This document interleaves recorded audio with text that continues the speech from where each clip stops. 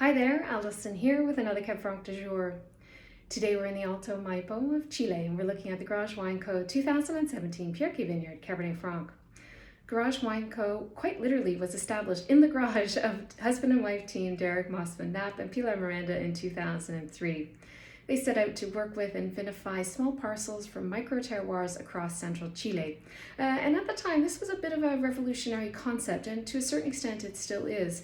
In a country whose wine industry is driven by value position, higher production wines with a handful of icon wines at super premium price points, Derek and Pilar sought to establish the core of their range in the middle. They are reviving older and in some cases virtually abandoned vineyards using sustainable and regenerative farming practices. They're paying fair wages to their vineyard workers, and they're really seeking to tell a different story about wine and viticulture in Chile.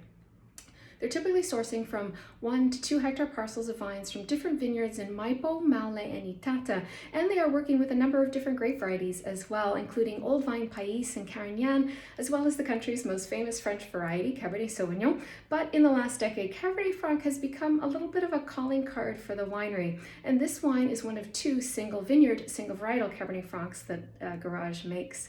So what does the Cab Franc picture in Chile look like? Well, there's 1,685 hectares of Cab Franc planted. That makes it the 15th most planted grape variety. So there are a lot of other grapes ahead of it, but it is ahead of Carignan and Cinsault.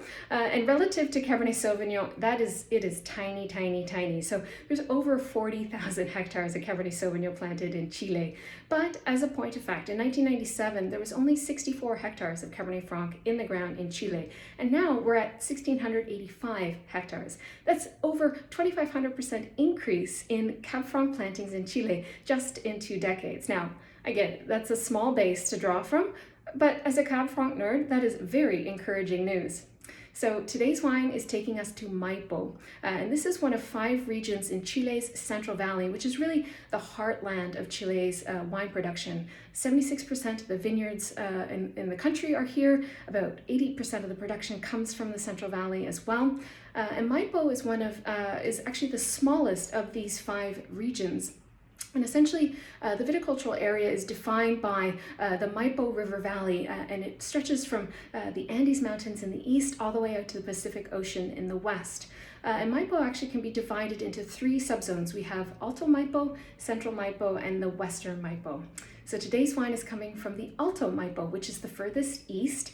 And this area in a short period of time has really become like the highest regarded region for Cabernet Sauvignon in the country. This is where some of the top examples of structured age-worthy Cab Sauv comes from. But more specifically, actually, today we're in the Pirque D.O, which is like one of 4 microzones within the Alto Maipo. So we're basically about 20 kilometers southeast of the capital city of Santiago. We're about 100 kilometers inland in this higher altitude zone in the Alto Maipo. There's about 960 hectares under vine here in Pirque, and the vineyard range is typically between 500 meters above sea level upwards to 1,000 meters above sea level. And the climate here is considered continental. Now, in terms of the Pirque Vineyard specifically, we're at around 600 meters above sea level, so we have the cooling influence of altitude. So we have a large diurnal range here, which gives us nice warm daytime temperatures, cooling evening temperatures to offset that. And then in addition to that, we have these nearly constant cooling breezes that come down from the Andes that follow the Maipo River Valley. So we have these 2 cooling influences here that help to slow down ripening, prolong the growing season, and this helps to preserve acidities and also helps to develop tannins in the grapes as well. Now, in terms of soils, Pedro Parra has actually done soil studies in this particular vineyard. The soils here are alluvial origin, and the texture is like a clay-loam mix.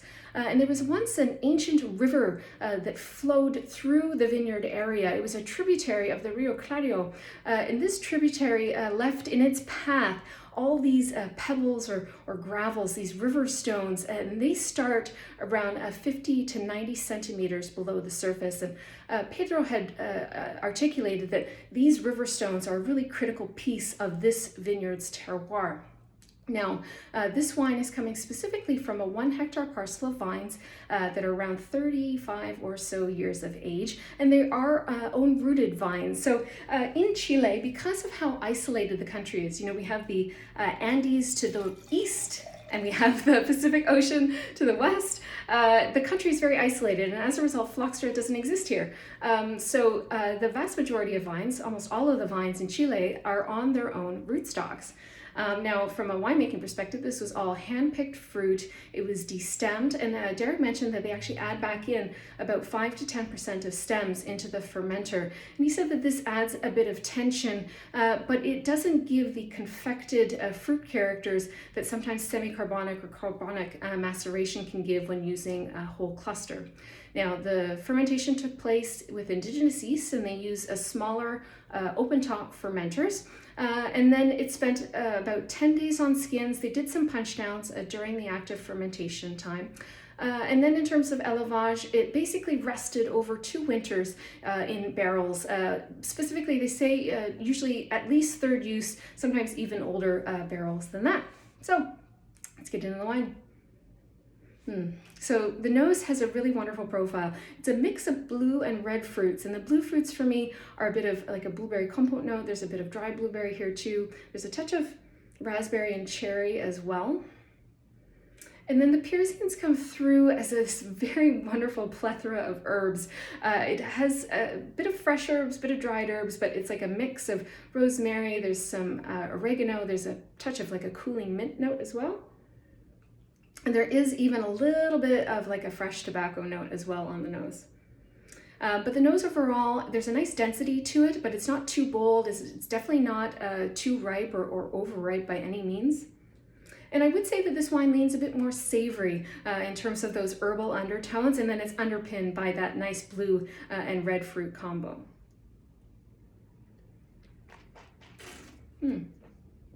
Now, this has really buoyant, fresh acidity, and all those same fruits come through really nicely on the palate. And then there's these additional layers of spice, like a bit of clove. There's a bit of green peppercorn here as well.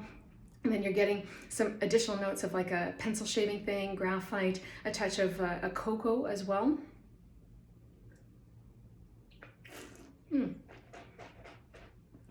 Yeah. So in terms of the tannins, there's a good amount of tannin here.